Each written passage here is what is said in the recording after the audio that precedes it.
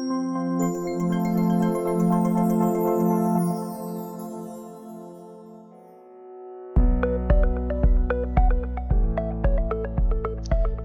everyone, and welcome to another episode of Higher Expertise. And today we're going to be doing something different. We got a couple of topics that we want to go over. First of all, I want to say hello to you guys, Flor, Javier, Austin, and Israel. How you guys doing today? Hello, Hi everyone. guys. Doing great. Perfect. Yeah. Friday. So, Friday. It's being recorded Friday. Just so you know, guys. So today we have a couple of things. We're gonna do something different. We have a couple of things that we're gonna go over. We're gonna be talking about Internet Explorer, what's going on with Apple and Epic Games, and also back to school. It's here. And Floor is gonna be talking about her experience so far, so you guys have an idea of what to expect. And so let's jump right into it, guys. Let's talk about Internet Explorer. So Microsoft broke news that pretty much the end of Internet Explorer is here. It's upon us, should I say, and it's coming to an end. So talk to me about that, guys. First of all, what went wrong with Internet Explorer that is going to be pretty much shut down? Yeah, I mean, I think in my opinion, the biggest thing that went wrong with Internet Explorer is lack of innovation, right? Microsoft didn't do a good job innovating the Internet Explorer, the features, the functionality, things like that. And Google just took the market. You know, they became the #1 player in the browser. Everyone is using Google. And so what Microsoft did was, if we can't beat them, then we need to join them. And so they are retiring, if you will, Internet Explorer, and going with the browser that they call Microsoft Edge, which is built on Chromium. And Chromium will have the same kind of features and functionality that Chrome has, which is the one that most people use. I mean, I think if you take a survey of the 5 of us, what browser do we like the most?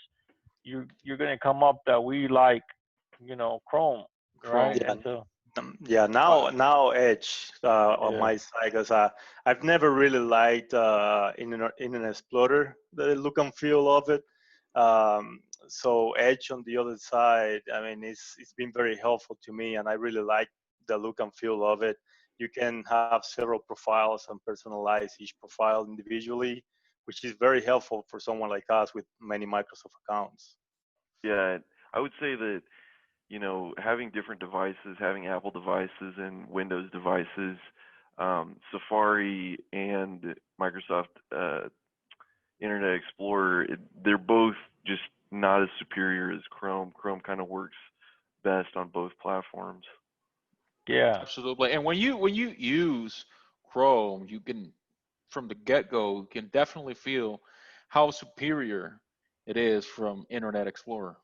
one of the features that I think sets them apart is the whole notion of, when you get on your browser on your phone and on your browser on your computer, or now with the mobile devices, the tablets, you say bookmarks, and syncing all of those things up was a key feature that made Google Chrome stand out, right? They were the leader in the pack of coming up with those sync functionality. Now it's a no-brainer, because you have multiple devices on the cloud. You want to be able to sync all that stuff, and they did a good job. Chrome did a good job at syncing those sync features. Agree. I also want to add that Chrome, it downloads very fast, and the Chrome extensions are huge. There's a lot of extensions that are made for Chrome and later were added to Safari or Internet Explorer. Like it or not, at the end of the day, it's the end of an era. It's the end of an era for Internet Explorer, but also realize that Microsoft jumped on the Chromium bandwagon and now has the Microsoft Edge, which I think a lot of people who use Office products will be switching over to Edge. That one is a very nice browser. It competes very well with Chromium and Chrome. It has all the features and functionality that you would find in Chrome. The sync, the passwords, all of they even have extensions with which Internet Explorer didn't have or didn't have well, you know. Yeah, yeah. Yes. They are constantly coming up with new updates. Right. And you know, Edge is not a new rebrand. It's been around since 2014, but I think I really like the idea of Microsoft using the Chromium to compete better with Google Chrome. But it's still a little sweet and sour, because sweet in the sense of you know, it was sometimes using Internet Explorer was just unbearable. It was just terrible, the experience. But at the same time, it's sour because it's the, at least in my part, it's the browser that I grew up using. You know, I when think you I first think get one of into the computer, that was a browser that you that were introduced to. You know what I mean? that's only if you were a Windows user. Floor, for example, is a Mac user, right? So No, no, when internet started. No, no, sir. you were I was a Windows, yes. yeah. Windows. So you were Internet Explorer lady? Yes, same. Yeah. And There you ITQ. go. So yeah, that's pretty much what it is when it comes to that. And let's move on, guys. Let's move on to also another hot topic, that is what's going on between Apple and Epic Games. Um, we didn't know there was there people are picking sides on this. Pretty And much it's a heated debate. This one is going to be a heated debate, you know. yeah, I've been reading on the internet, and people have pretty much different opinions of this, but it's a pretty hot topic with Apple. And so pretty much let's talk about what's going on real quick with let's go over real quick what's going on between Apple and Epic Games. Yeah, so what's happening is Epic got kicked out of the app marketplace for the iOS devices, iPhone, you know, iPad, things like that, right? And the reason why they got kicked off is because they decided to embed into their games a way to bypass the ability to make in-app purchase through Apple. And so the charges is that they were charging their users were going directly to Epic and bypassing Apple's protocol for in-app purchases. Apple found out about this and they kicked Epic out of the App Store. And now Epic was prepared for this, and soon thereafter filed a lawsuit against Apple, and now they're fighting in court for the in-app purchases and the way they're charging their royalties or commissions on their apps. They don't want to pay the 30%, you know, for those in-app purchases. I don't know what you mean by they were prepared for it, because I've seen just, you know, signs saying stuff like, I mean, they're trying to still use iOS. If they were prepared for it, they would have developed their own platform, don't you think? No, they did. They developed their own platform for users to pay for in-app purchases that would bypass Apple. Yeah, but inside of Apple. Yeah, inside of Apple, inside of their devices. That's not their own platform, though. Yeah, but the point is that people are upset that, you know, you have to, as an app developer, you have to pay 30% royalty to Apple for anything you do if it involves a fee. And I think that I think the 30% is a little bit too much. yes. I don't know I mean, I don't know what they went through to build it. So I think if they create it, they can drive the price. Javier, they're the richest company in the world right now. Trillions. Yeah. Yeah. I would say the 30% is, I don't know how they came to that number, but like you guys were saying, Apple is a $1 trillion company now, and I think this is kind of David versus Goliath. And how is Epic Games going to win against the most popular platform for mobile device, which is the iPhone. And I mean, they have a very successful game, but there's nothing special about Epic Games. It's just a game developer, and I think that you have to pay to play. And I don't agree with the 30% necessarily, but whatever Apple says is gonna be the jurisdiction. No, I doubt it. I think that there's a lot of Gray areas. there's a lot of gray area, and then there's also a lot of other app developers that would jump on the bandwagon with Epic. The reason why Epic filed a lawsuit is because they have a lot of money to fight Goliath. You know, if you were an app developer and you only have a handful of employees, you're not going to go fight Apple because you know you're going to be up against Goliath. But Epic has the money, has the bankroll to fight the lawsuit. You know, And there may not be anything special, like you say, Austin, but they are still a very main player in the development. Fortnite is a bit.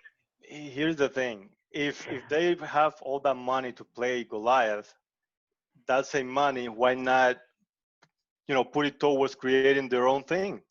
Why still trying to use Apple? And it's not just Apple. Also, Android is on the same Xbox. wagon as Apple. Google is also on the same wagon as Apple. But So they to Goliath. just because they're both wrong doesn't make them right, right? So Mhm. you know, if they're both wrong, the law and the system should change. You know. Yeah. Well, Reality is that nowadays, Go reality is that now you can buy an iPhone on eBay that has Epic Games or Fortnite installed for $10,000. So Wow. there's that. Wow. Wow. I have to go with Apple.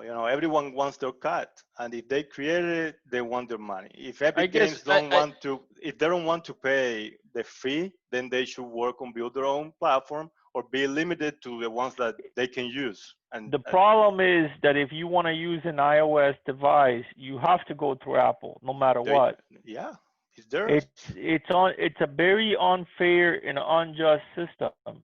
It's a very unfair and unjust system. That means I they have to Government create should their own accept phone. Yeah, the government. Go ahead, Austin. In my opinion, I think microtransactions are wrong, and I think that takes away from the whole purpose of playing a game is to have fun. Why would you want to pay more to advance? I think microtransactions are the worst thing to happen to gaming, and the fact that Epic Games is complaining like a choosing beggar about they're not getting as much as they should, it's a little unjust, and I think they should just it's wrong that it was 30% and they were banned, but Yeah. I still am gonna have to go with Apple at the You end. have the same in PlayStation, right? If you want to play multiplayer, then you have to pay the fee to be able to play multiplayer. That still doesn't. That doesn't. Two wrongs don't make a right, Javier.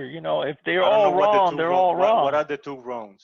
You're saying that Google has the same thing, that the Xbox and the multiplayer and all these people have the same thing, and so that just because they're all doing the same thing doesn't mean that they're all right.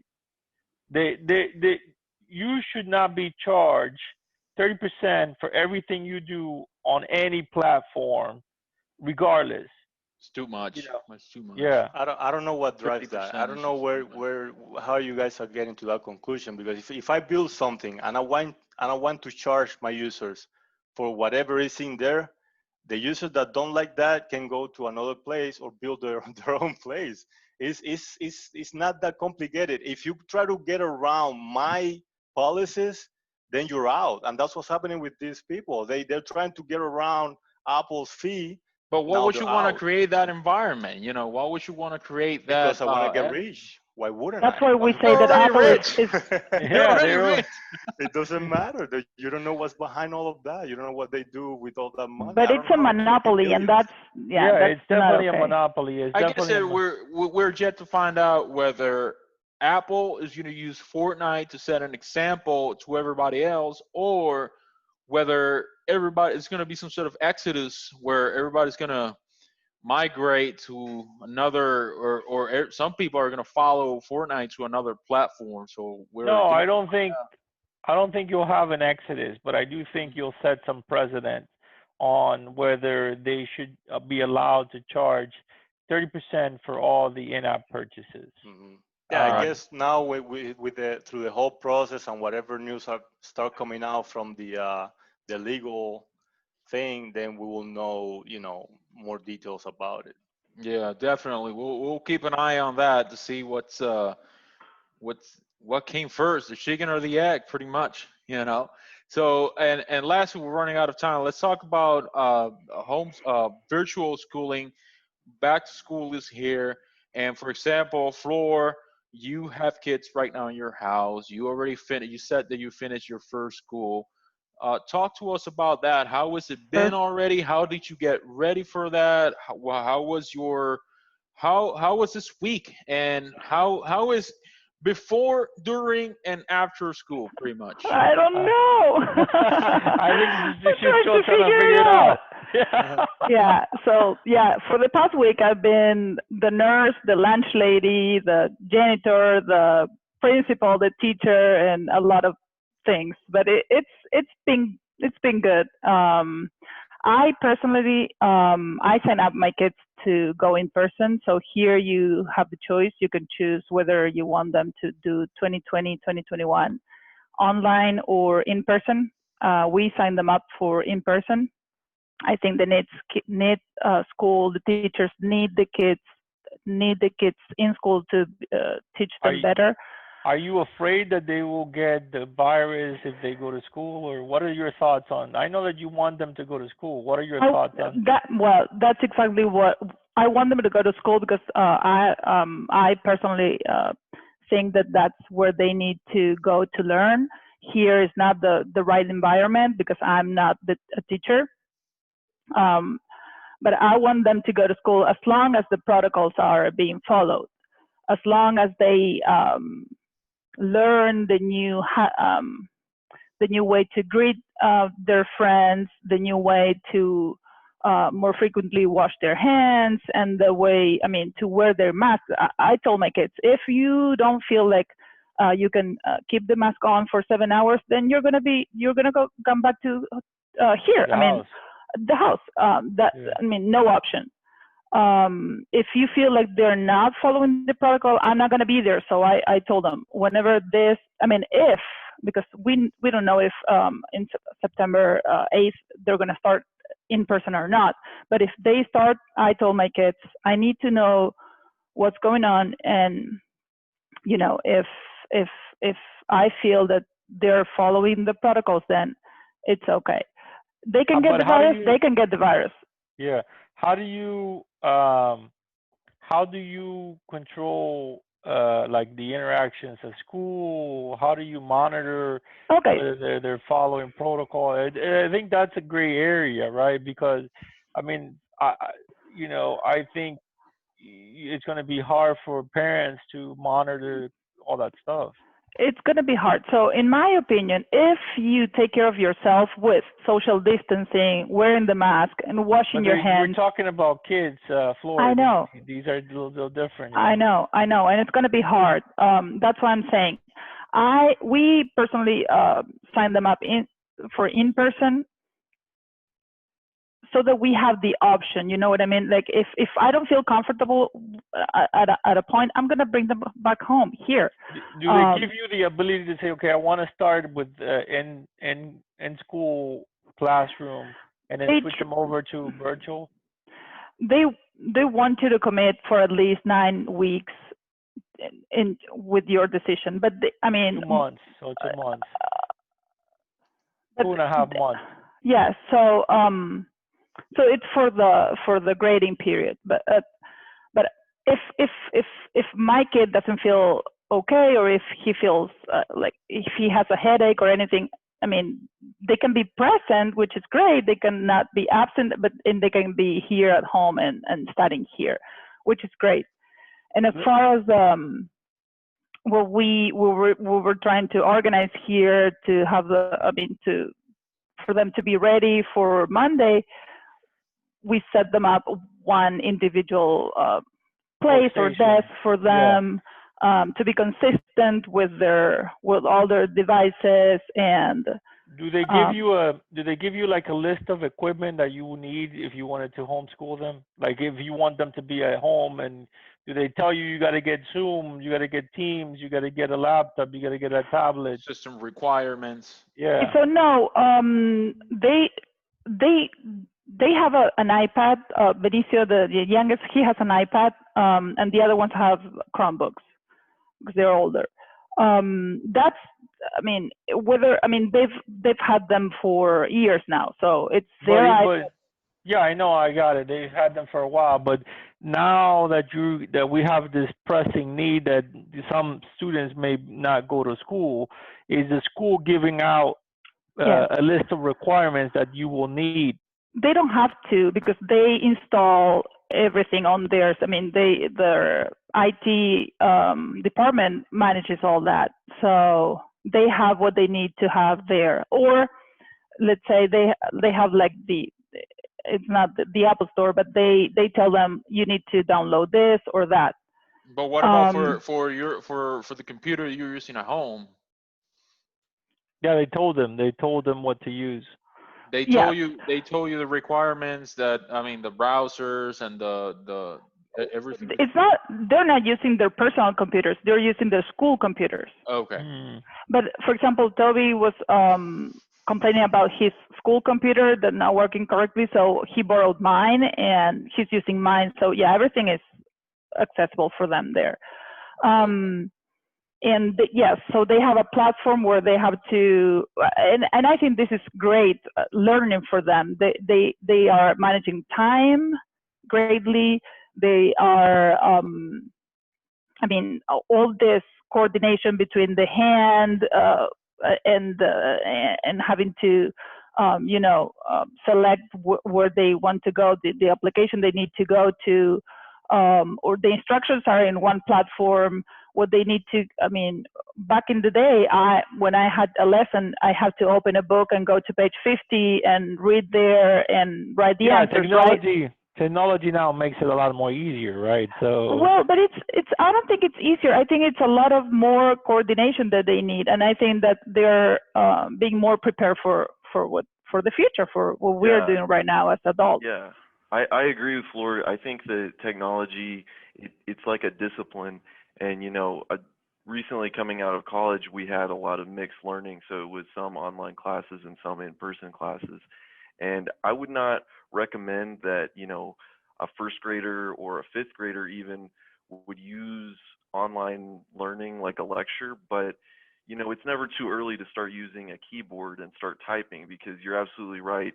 The jobs of the future are going to be using a computer, typing, being proficient on any device. And absolutely. I think we've seen, what scares me is that we've seen a lot of negative videos on the internet of people, online classes going wrong, kids misbehaving in the online classes. But at the same time, we see scarier things of, mass gatherings at school, where the hallways are as packed as they were before the coronavirus, and it's just impossible to maintain social distancing when there's thousands of kids in a school hallway. I mean, I think having the virtual classroom, I think is going to be a good thing. We've seen things like, and I don't want to bring this up, but just as a side note, mass shooting could be avoided if you have students being taught from home. Yeah, bullying as well. But then they find a way to do bullying, whether your house looks nice or not. I mean, that's why they were talking about putting a background so that no one could see. I mean, there are a lot of things. Yeah, I think it's challenging like everything new we face in life. So it's a bigger challenge for some than others, of course, but we all know there are several ways of learning, and many people need to be there in class, in person, with the teacher explaining things and drawing or writing on the board. But we need to be flexible and adapt, as opposed to try to reject it or fight it, because there is really not much we can do about it. Not much we can do. Yeah, I was gonna say that adaptation. I think that's a key word, and the end of the day, no matter what, we always going to be able to. We probably adapt to some things that our generation before us they Right. deal with. So Hmm. I think Yeah, it's this an is only the beginning of the yes, online learning, so there's a lot of yes, But improvement that can happen. Hmm. absolutely.